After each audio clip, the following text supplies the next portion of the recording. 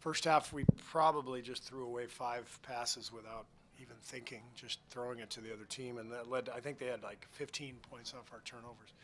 So third quarter, we just took care of the ball, and when we do that, because of our talent and because of the pressure Steph can put on the defense at the point of attack, then the ball starts to really move, and you saw how beautiful that was in the second half. We had 37 assists total, and so it's all about taking care of the ball and defending, and the defense part I'm really pleased with. I think it's about the fifth straight really good defensive effort we've had, so that's a great sign.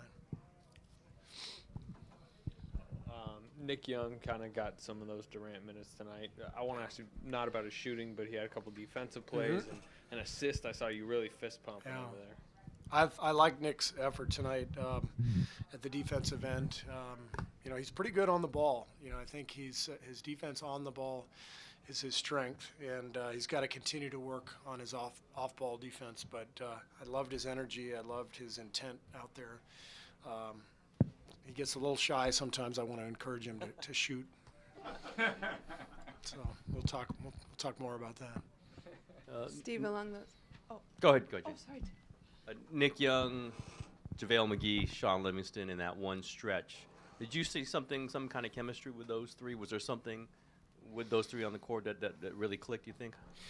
Well, I think it's a combination that we wanted to go to before the game with KD out. JaVale gives us such energy, and Nick obviously can shoot the ball. So you want Sean out there to kind of orchestrate and settle everybody down. And so that was really a good combination. I thought JaVale's minutes were fantastic. He's plus 15 in 9 minutes, and great energy. And Sean had a really nice night. So that was a good combination. Seemed to change the game a little bit. Steve, along those lines, seeing so many different guys do some of the little things, Caspi blocking some shots, and how encouraged are you by all of that?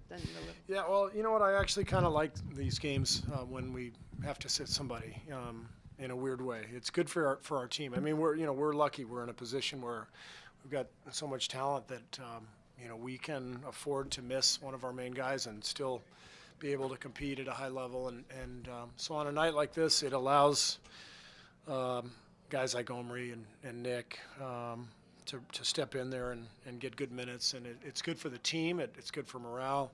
It's good for individual development. And it forces the group to play together when you're missing one of your main guys. So I like nights like this. And as I said, we're fortunate to be able to, with our depth and our talent, to be able to make up for the loss of a great player.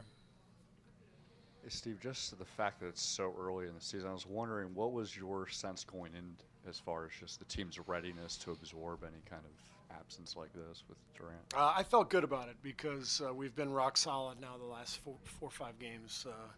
Our defense has picked up. So I had no worries about playing without KD because I know we've got a lot of guys who know how to play and some vets. And Omri's just just a fantastic piece to have. I don't even know what his role is from one night to the next. I guess that's what his role is just to be ready. And I never know before the game when I'm going to put him in. But I know when I put him in, he's going to do a great job and keep the action going with his cutting, his energy, his defense. So he's been a tremendous addition. Coach, Andre had a solid game with 11 points.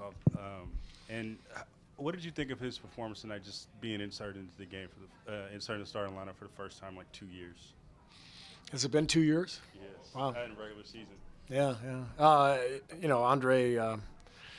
Andre's Andre. We always know what we're going to get from him, which is great defense and directing the team as a kind of a point forward.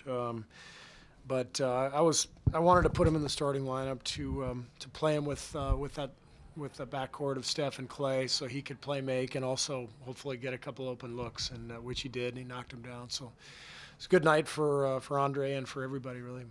To follow up to that, how big was his ultimate willingness to come off the bench in 2014 for what you had coming in as a new coach?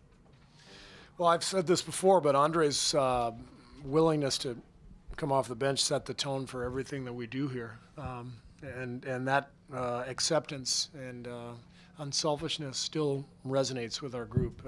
I can always point to Andre's sacrifice that year as kind of setting the tone for who we are and what we do, and that's why when we play everybody and some guys don't get big minutes and it could go either way, the way we do things, because you're trying to keep everybody happy, but when you do that, sometimes you can upset some people. But Andre's example set the tone early on here for everybody to be unselfish and to understand it's about the group, and it's been a powerful force for us. Steve, to have Al Addles back in the building and a happy birthday by the whole arena, what did that mean to you? That was great. I loved hearing the crowd sing to him, and that was one of the best moments of the night, and it was good to see him in the building.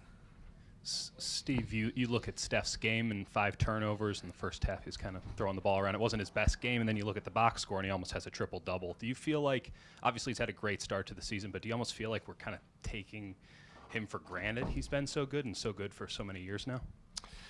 I don't know. I mean, we marvel at what he does every single night, but I think part of the package with Steph is that he's so fluid and loose. Which makes him great, but it also means some games he'll just throw the ball to the other team, a couple times, and you're like, what is that, and he comes to the sidelines. He's like, I don't know what I'm doing, and but what he does in every area, really, defensively, offensively, is just so forceful that you live with a few turnovers, and you hope that he makes better decisions, which he did in the second half. But the guy is just it's just stunning, really, with the impact he makes. I've never seen anything like it. I mean, there's obviously been so many great players in this league who have dominated, and you think about Michael Jordan immediately, or Larry Bird, or Magic, and Shaq. What he did to the defense. You had to pay so much attention to him, and Steph is similar, but in a different way from everybody else. And I've never seen anybody put that much pressure on the defense 35 feet from the hoop and generate the spacing and the pace and the chaos that ensues defensively once he gets going towards the rim. So everything we do, starts with Steph, and he's brilliant. So if he wants to throw the ball to the other team a couple times, we're okay with it.